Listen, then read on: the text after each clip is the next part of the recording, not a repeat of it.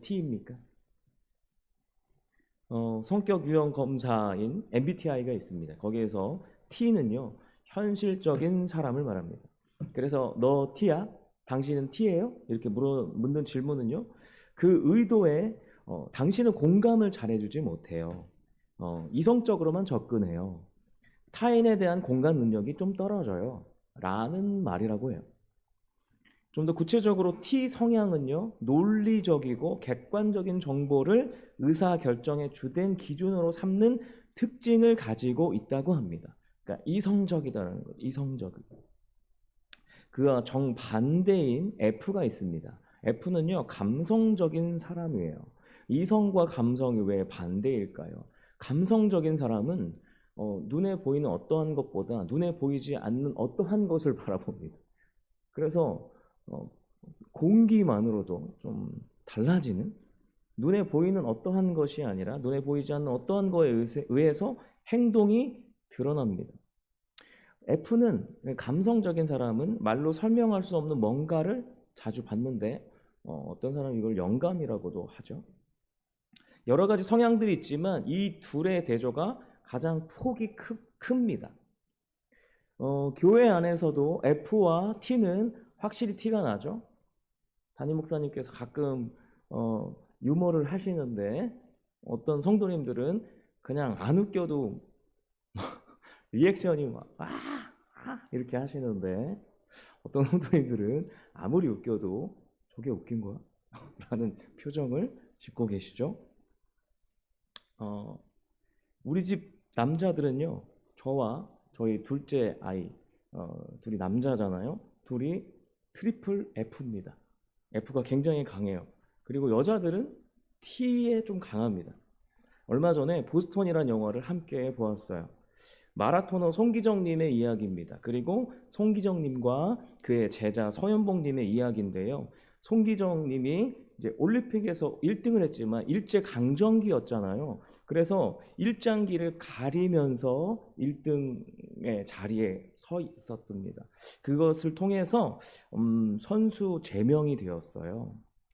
해방 후에 송기정은 제자와 함께 보스턴에 갑니다. 보스턴 마라톤 대회에 가는데요. 그때도 아직 독립된 국가가 아니라는 이유로 미국 국기를 달아야만 했어요. 그래서 기자회견을 엽니다.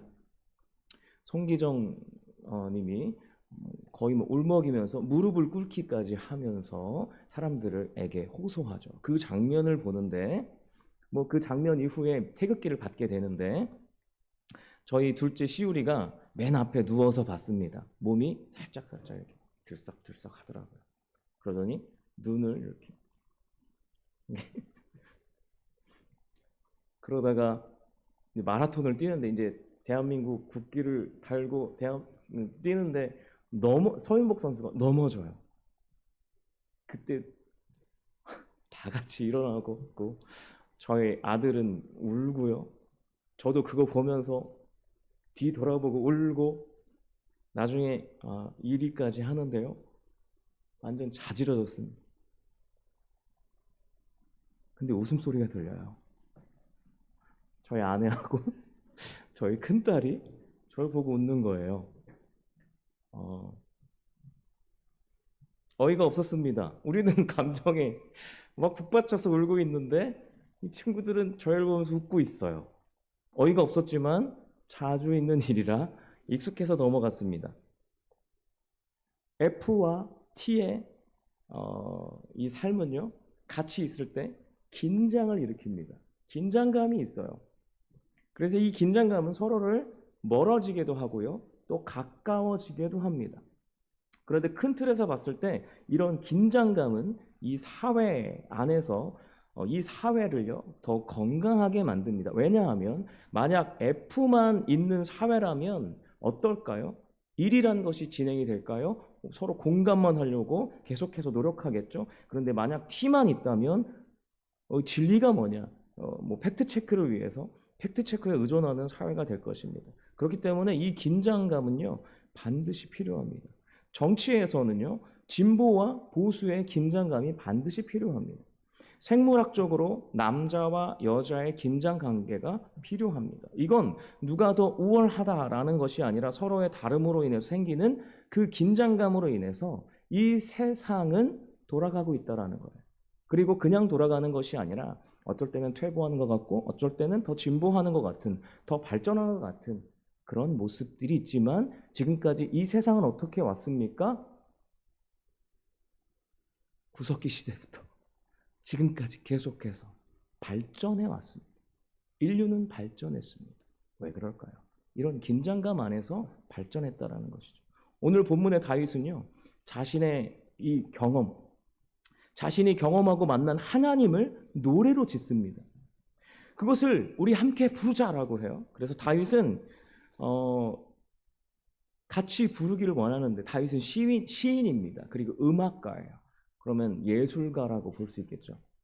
어디에 속할까요? F, 감성 쪽에 좀 속하겠죠. 이 노래를 부르게 되면 불러보셨습니까? 시편 18편 찬양이 있습니다. 나의 힘이 되신 여호와여, 내가 주님을 사랑합니다. 주는 나의 반석이시며 나의 요새시라. 주는 나를 이끄시는 나의 주, 나의 하나님, 나의 피할 바위시요 나의 방패시라. 나의 하나님, 나의 하나님, 그는 나의 여호와, 나의 구세주. 이런 찬양을 다윗은 불렀을 거예요.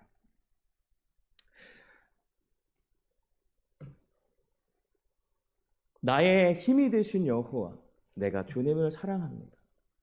F에 가까운 사람이 있었다면 그것이 어떠한 감동인지, 그것이 어떠한 감격인지 같이 느꼈을 것 같아요. 그런데 T는 어땠을까요?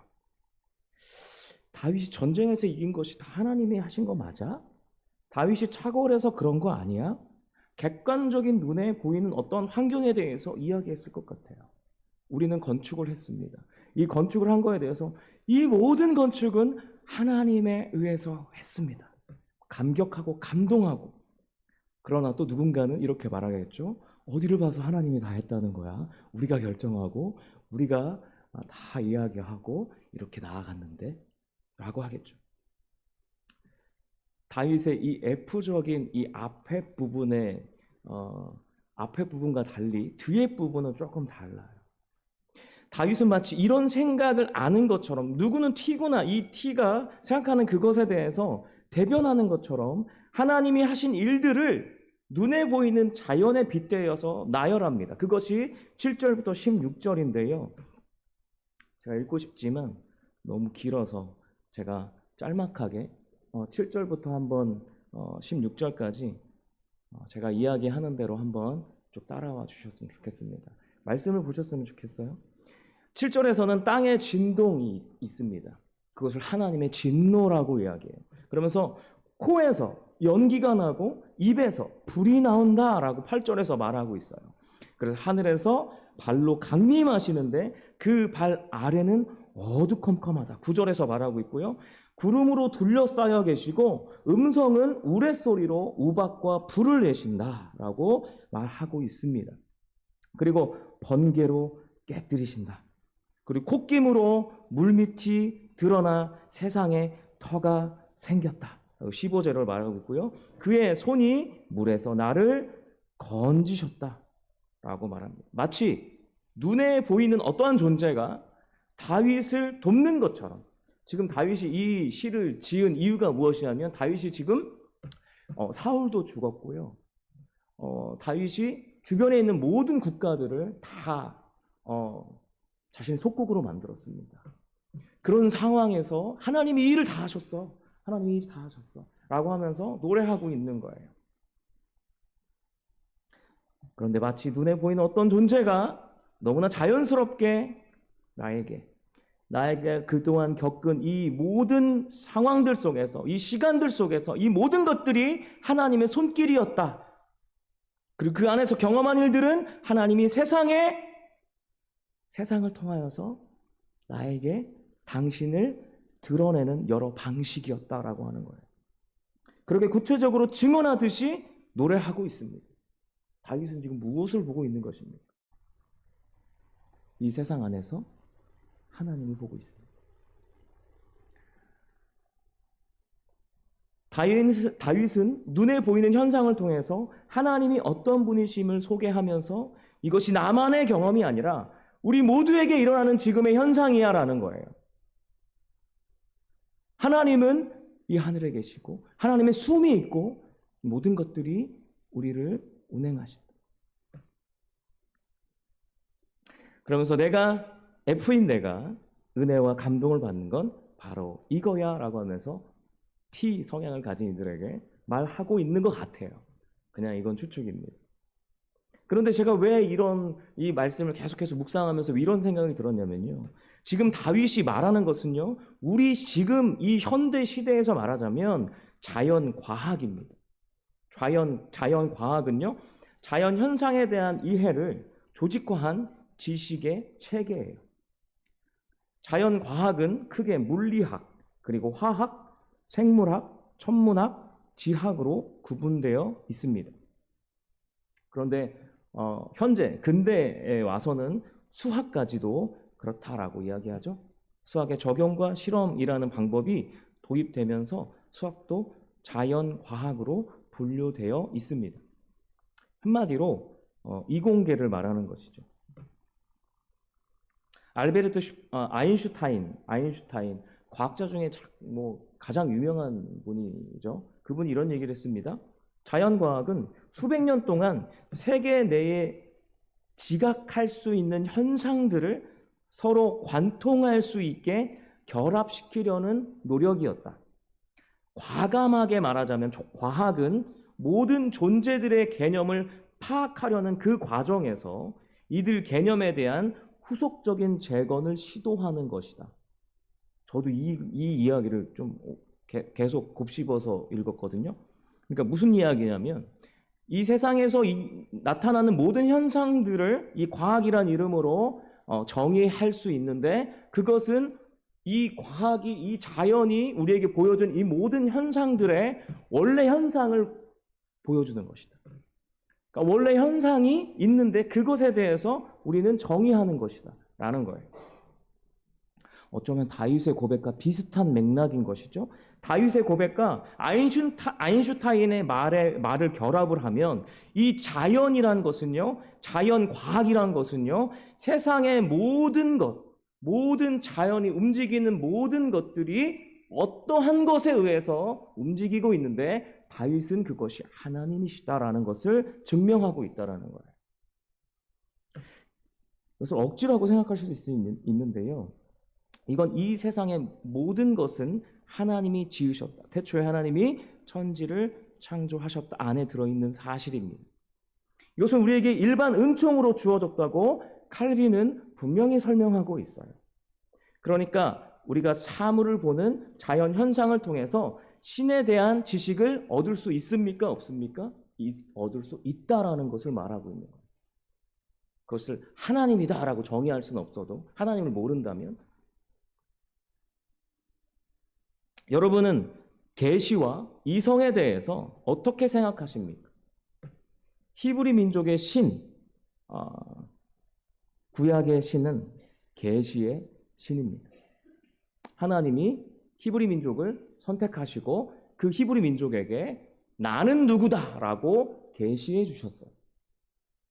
그런데 신약에 와서 헬라 철학이 진리와 신에 대한 갈망을 통해서 무엇을 하죠? 헬라 철학은 자연 현상을 통해서 이 이론들이 만들어낸 그 결과,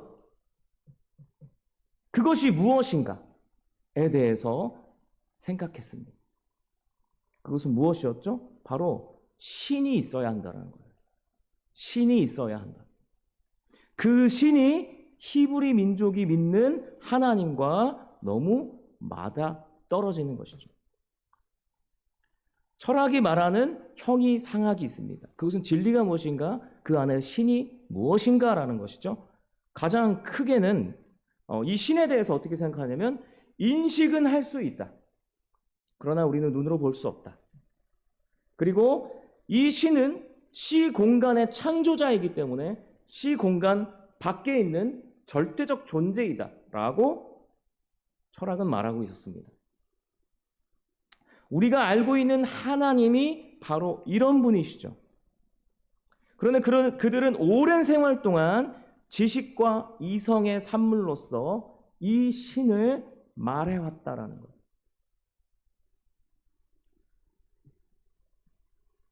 이 둘의 만남이 사도행전에서 이루어집니다. 바울을 통해서 이루어지는데요. 바울은 사도행전 2장에서 철학자들을 대합니다. 에피크로스와 스토아 학파인 아덴 사람들을 만나는데요. 그 사람들에게 이렇게 말합니다. 너희들이 종교성이 너무 강하다. 그래서 너희는 지금 알지 못하는 신에게까지 제단을 드리고 있지 않니? 라고 이야기하면서 그 알지 못하는 신이 궁금하지 않니? 내가 설명해 줄게 라고 하면서 히브리 민족의 하나님, 성경에 계시던 하나님을 증거합니다. 사도행전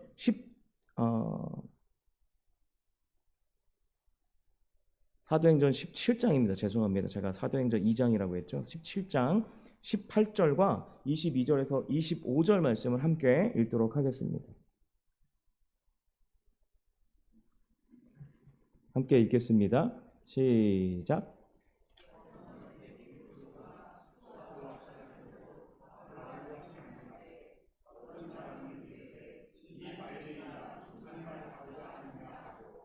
어떤 사람은 이르되 이방 신들을 전하는 사람인가 보다 하니 이는 바울이 예수와 부활을 전하기 때문이로라. 바울이 아덴 사람들아 너희를 보니 범사에 종교심이 많도다. 내가 두루 다니며 너희가 위하는 것들을 보다가 알지 못하는 신에게라고 새긴 단도 보았으니 그런즉 너희가 알지 못하고 위하는 그것을 내가 너희에게 알게 하리라. 우주와 그 가운데 있는 만물을 지으신 하나님께서는 천지의 주제시니 손으로 또 무엇이 부족한 것처럼 사람의 손으로 섬김을 받으시는 것이 아니니 이는 만민에게 생명과 호흡과 만물을 친히 주시는 이심이라. 아멘. 우리가 18절을 먼저 읽었죠. 에피크로스가 등장합니다. 에피크로스. 그 에피크로스 학파는요, 건전한 쾌락주의였습니다.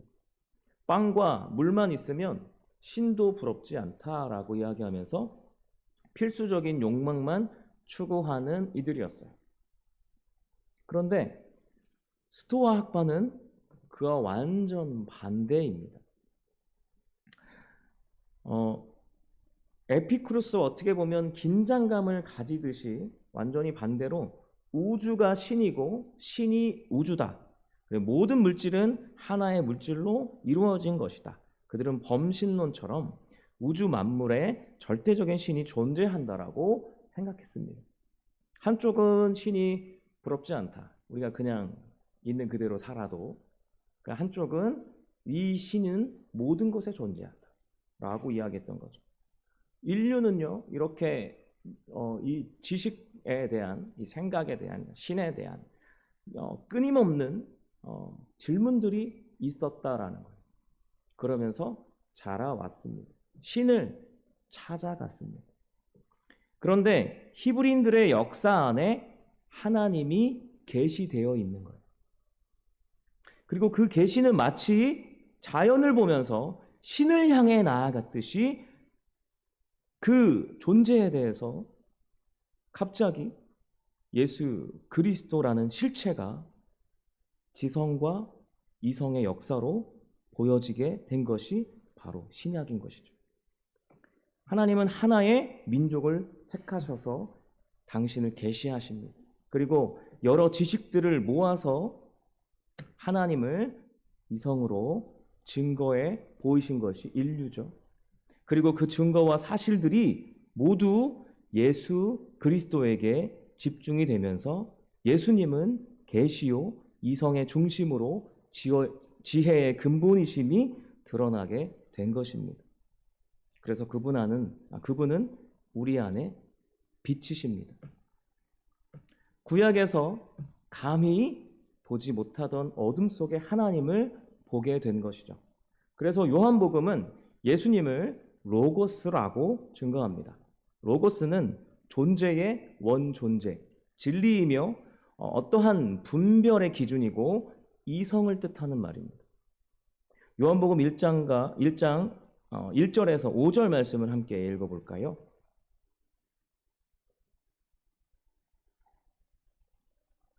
같이 한번 읽어보겠습니다. 시작. 태초에 말씀이 계시니라. 이 말씀이 하나님과 함께 계셨으니 이 말씀은 곧 하나님이시니라. 그가 태초에 하나님과 함께 계셨고 만물이 그로 말미암아 지은 바 되었으니 지은 것이 하나도 그가 없이는 된 것이 없느니라. 그 안에 생명이 있었으니 이 생명은 사람들의 빛이라. 빛이 어둠에 비추되 어둠이 깨닫지 못하더라. 아멘. 구약에서 계시된 그 계시의 실체가 구약을 통과하고 오셨습니다. 물질 세계, 물질로 이성으로 판단할 수 있는 눈으로 볼 수 있도록 또 들을 수 있고 만질 수 있도록 그 계시의 실체가 존재로서 보여지게 된 것이죠. 그분이 오셔서 이렇게 말씀하십니다. 나를 본 자가 하나님을 본 것이다. 계시가 인간이 되었습니다. 말씀이 육신이 되었습니다. 눈에 보이지 않던 분이 이제 볼 수 있는 지혜, 지식으로 이성으로 알 수 있도록 주어진 것이죠. 왜 이렇게 오셨을까요? 그냥 이렇게 복잡하게 하지 않으시고 십자가를 믿음으로 구원받아서 그에 대한 지식이 한 번에 탁 들어오면, 데이터로 들어오면 좋았을 텐데 그런 생각 안 해보셨어요? 저는 이런 생각을 해봤습니다. 공부하면서 너무 머리가 아픈 거예요.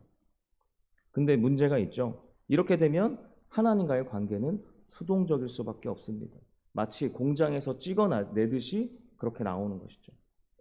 그럼 뭐하러 하나님께서 우리에게 자유의지를 주시고 또 선악과를 만들어서 그 자유의지를 억압하고 그 안에서 하나님께 순종할 수 있는 그런 관계들을 이루려 하셨던 걸까요? 처음부터 그냥 주입하면 끝나는 일이었던 것이죠. 그러니까 하나님은 우리를 공장에서 찍어 나오듯이 그렇게 여기지 않으십니다. 인격적인 관계로 우리가 이 세상 속에서 하나님과 경험하고 하나님을 알아가도록 하시는 거예요. 그러니까 이 모든 일들은 하나님께서 우리와 인격적인 관계를 맺기 위한 하나님의 목적이고 의지를 보여주는 사건들이다라고 할 수 있는 것이죠. 제가 서두에 MBTI는 이 F와 T는 긴장감을 주고 발전한다고 말씀드렸습니다. 어떤 발전일까요? 서로 미워하거나 서로 닮아가거나 하면서 어떻게 될까요? 중간 지대를 발견하는 거예요. 우리가 어쩔 수 없이 함께 살려면 서로에 대한 절충안이 있어야 하는구나. 협력해야 되는구나. 소통해야 되는구나. 연대해야 되는구나. 그러려면 내가 어떻게 양보해야 되고 또 내가 멀리 가는 건 뭐고 또 다시 어떻게 돌아오고 이런 것들을 뭔가 기준에 대한 생각들이 발전하게 된다는 거예요. 중간지대예요. 인간은 한쪽으로만 치우치려는 악한 본성을 가지고 있는데 그 본성대로 내 성향은 이거니까 하면서 방치하면 함께 갈 수 없게 되는 거죠. 우리가 예수 그리스도와의 연합에 있어서 우리의 본성대로 한쪽으로 치우치면 안 된다라는 것을 말씀드리는 것입니다. 그래서 우리에겐 언제나 균형이 필요합니다. 균형이 중요합니다.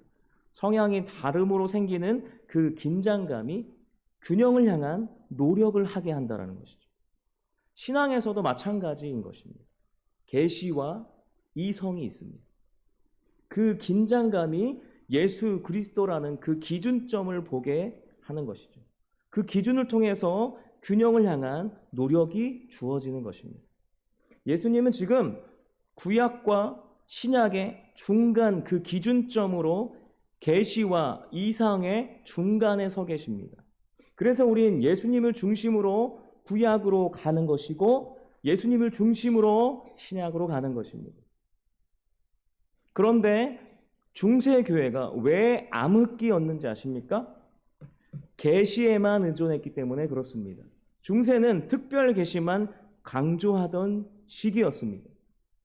그래서 무슨 일이 일어났습니까? 특별한 자들에게 권력이 집중되었던 것이죠. 가장 위에 집중되었던 것입니다. 하나님이 계시이기 때문에 하나님을 높였다고 생각했지만 그 계시를 논하는 자들이 같이 올라갔다는 것이죠.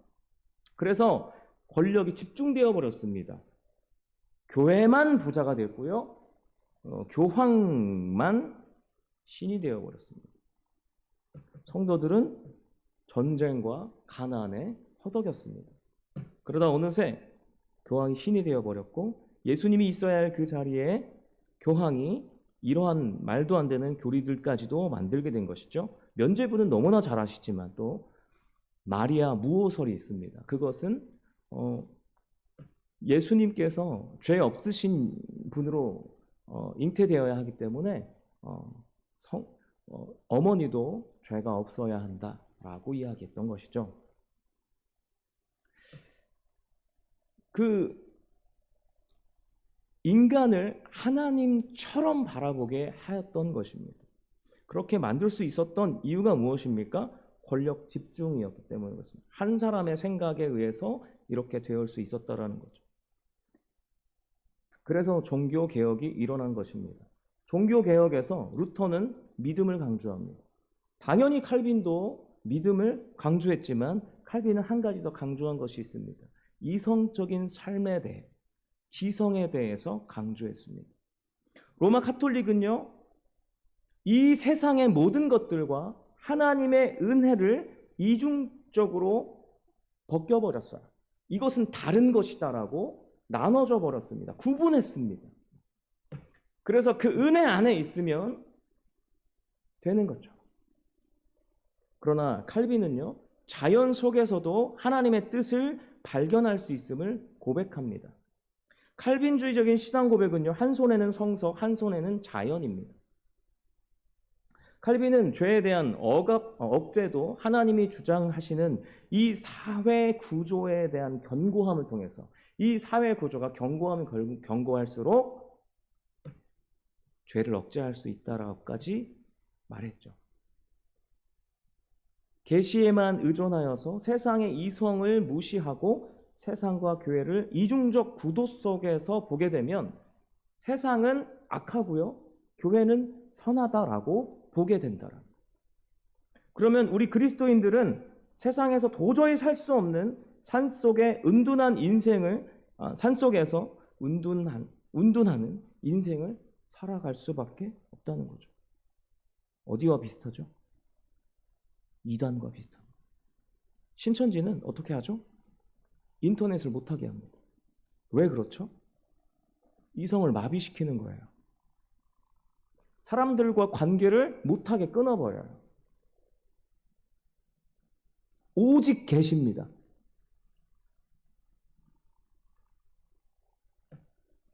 속세를 떠나라는 거예요. 그런데 하나님은 우리를 구원하시고 나서 왜 여전히 이 땅에 있게 하셨을까요? 이 땅에서 우리는 하나님의 계시와 이 세상에 돌아가는 많은 일들을 통해서 하나님을 경험하는 것입니다. 하나님을 알아가는 것이죠. 그리고 내가 하나님 앞에 무릎 꿇을 수밖에 없는 존재구나라는 사실을 인정하게 되는 것입니다. 칼빈주의의 일반 은총의 원리는요, 세상 속에서도 하나님을 발견할 수 있다라는 것을 통하여서 과학과 산업 그리고 직업인에 대한 이야기들을 많이 했습니다. 그래서 이 모든 일들에 있어서 그리스도인이 관심을 갖고 애정을 가져야 한다라고까지, 그리고 이끌어 가야 한다라고까지 그 가능성을 열었다라고 아브라함 카이퍼는 칼빈의 이야기를 하면서 그렇게 강의하였다, 그렇게 말하였습니다. 제가 청년들에게 자주 하였던 말인데요, 우리가 하나님의 자녀로 산다는 것은 하나님이 만드신 이 세상 속에서 사회 문화 속에 속한 직장인이 되는 것이다. 그런데 올바른 직장인이 되는 것이다. 상식적인 일상을 사는 사람이 바로 우리들이다 라고 이야기했습니다. 예수를 믿는다는 사실은 세상을 아름답게 창조하시고 지혜롭게 운행하시는 예수님을 나의 중심에 품고 하늘나라로 가는 것이 아니라 이 세상에서 살아가는 것입니다.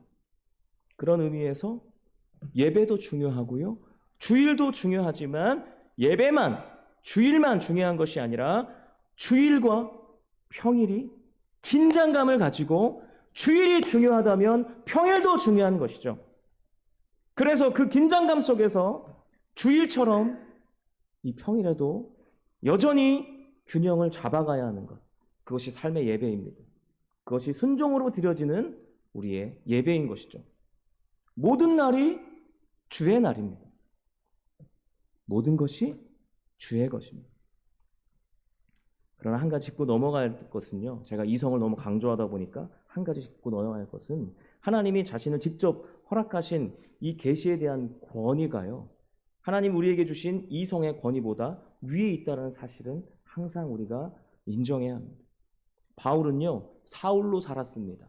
그 사울로 살았을 그 당시 바울은 하나님의 계시를 알고 있는 존재였지만 예수님께서 그 계시의 실체로 오셨지만 그 계시의 실체를 바라보지 않고 어떻게 하였죠? 자신의 이성의 판단에 맡겨서 그 계시의 실체를 바라보지 않고 이성적인 판단으로 그 계시의 실체를 믿는 자들을 죽이러 다녔습니다. 최선을 다하여. 이것이 이성의 분명한 한계를 보여주는 사건입니다. 왜? 이성은요, 아무리 신이 있다, 신은 이런 분이다 할지라도 그 실체를 모르면, 그 계시를 모르면 이성은 한낱 사라지는 지식에 불과하다라는 것이죠. 그러나 다메섹으로 가는 길에 부활하신 예수님을 만납니다. 그러면서 눈이 감겨지죠. 눈을 떴을 때 그의 완전한 사고가 변화를 일으킵니다. 가장 위에 예수 그리스도가 계시죠. 계시의 실체이신 예수 그리스도를 통하여서, 이성을 통하여서 계시를 바라봅니다.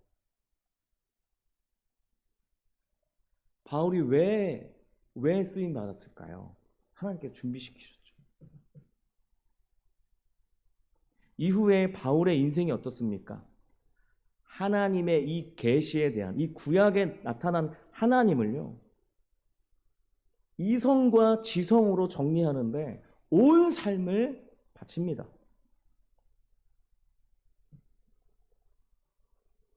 그리고 바울뿐 아니라 예수님은요, 계시의 권위이시죠. 계시의 실체이시죠. 예수님은 하나님의 계시에 대해서 이야기하실 때 그 당시에 유행하던 지성과 이성을 사용합니다. 그것은 은유와 비유와 역설입니다. 예수님이 철학을 좋아하셔서 그러셨을까요? 예수님은 깨달으라는 말을 많이 하셨는데 대부분 생각하라는 이야기였습니다. 생각하라. 우리는 계시의 실체로 오신 예수님이 말씀과 그 계시의 말씀과 이성 안에서 중심을 잡아주심을 경험해야 합니다. 우리가 믿는 그 칼빈은요, 공부를 열심히, 우리가 믿는 칼빈이라고 죄송합니다. 하나님과 동격을 만들어 버렸네요. 칼빈의 그 생각은 어디서 왔을까요? 하나님에 대한 그 이해는 어디서 왔을까요? 칼빈은 알고 보니 인문학 변호사를 준비하고 있었습니다. 그런데 인문학을 배운 개혁자가 되었고 루터는 신학을 배운 개혁자였습니다.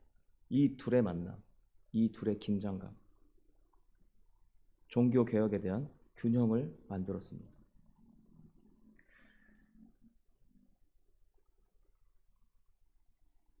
오늘 말씀의 제목은요, 나의 힘, 나의 사랑, 나의 하나님입니다. 이것이 어떠한 관념에서 끝나는, 우리 머릿속에서 끝나는 것입니까? 우리의 이성과 지성과 모든 것들이 나의 하나님, 우리에게 계시된 하나님, 그 하나님으로 고백하는 다윗의 고백이 지금 우리의 모든 전 존재의 고백이 되기를 소망합니다. 삶의 모든 순간에서 자연으로 역사하시고 항상 내 옆에 계시며 영과 진리로 예배하는 곳, 지성과 이성으로 전 존재로서 드리는 예배 안에도 계시고 우리의 일상과 직장과 가정에도 동일하게 계심으로 그 안에서도 고백 안에 인식하고 그분이 내 중심에서 나를 이끄심을 모든 감각을 통해서 누리는 저와 여러분이 되기를 소망합니다. 마지막으로 이야기만 하고 마치도록 하겠습니다. 다윗은 1절에 나의 힘이신 여호와여 내가 주를 사랑하나이다. 이 사랑이란 단어에 라함이란 단어를 썼습니다. 잘 안 쓰는 단어예요. 왜 라함이란 단어를 썼을까요? 다윗은 지금 승전가를 부르고 있습니다. 이 모든 일은 하나님께서 하셨습니다. 내가 다시 왕이 되고 내가 이 자리에 선 것은 하나님의 은혜입니다. 라고 하면서 라함, 내가 하나님을 이렇게 사랑합니다. 라고 하는데 라함이란 단어는요, 엄마의 자궁이란 뜻입니다. 하나님이 나를 그렇게 보호해 주셨다라는 거예요. 그 사랑이 나에게 있었습니다. 그래서 그 사랑을 다시 하나님께 올려드립니다. 라는 고백이었다라는 거예요. 하나님께 고백하는 다윗의 그 고백, 우리도 지금도 여전히 하나님은 하나님의 안에 우리를 담아두십니다. 그래서 우리가 지식적으로 또 우리가 경험적으로 또 하나님의 말씀이신 이 계시의 말씀을 통하여서 하나님을 경험하고 자라나기를 원하십니다. 그래서 그 자궁 속에 나와서 이 세상 속에서 하나님의 자녀로 살기를 원하십니다. 여러분의 삶을 통하여서 하나님이 그렇게 증거될 것입니다. 그렇게 하나님 품 안에 누리며 품 안에 있음을 누리며 감사하며 하나님께 그 사랑을 올려드리는 우리 남산교회 모든 성도님 다 되시기를 주님의 이름으로 소망합니다. 이 시간 함께 말씀을 의지하여서 기도했으면 좋겠습니다.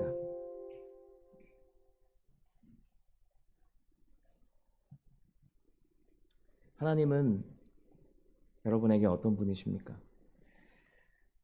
말씀을 통하여서 우리에게 알려주셨어요. 우리를 너무나 사랑하시고 우리를 그래서 구원하시고 우리의 모든 삶 속에서 하나님이란 전 존재를 담아내기를 원하시는 하나님이십니다. 다윗의 고백을 우리도 함께 하기를 원하시는 하나님이십니다. 그래서 우리가 하나님을 온전히 알기를 원하십니다. 하나님, 이 시간 우리의 마음을 주님 앞에 내어놓습니다. 하나님, 우리가 어떻게 하나님을 알아가야 할까요? 말씀을 통하여서도 알아가게 하시고 우리의 일상생활 안에서도 하나님과 동행하는 모든 삶, 그리고 이 세상의 모든 자연을 바라보며 과학을 바라보며 이 경제와 사회를 바라보며 이 세상에 함께 하시고 역사하시는 그 하나님을 온전히 바라보며 우리가 하나님 안에 살고 있다는 그 사실 안에, 그 사실 속에서 감격하며 살아가는 우리 모두가 되어질 수 있도록 그렇게 하나님의 그 은혜 속에서 그 하나님의 그 은혜와 그 감격 속에서 우리가 살아갈 수 있도록, 커갈 수 있도록 인도하여 주시옵소서라고 이 시간 주여 한번 간절히 부르짖고 말씀을 의지하여서 함께 기도하며 나아가기 원합니다. 함께 기도하시겠습니다. 주여, 주여 하나님, 하나님 은혜를 감사합니다.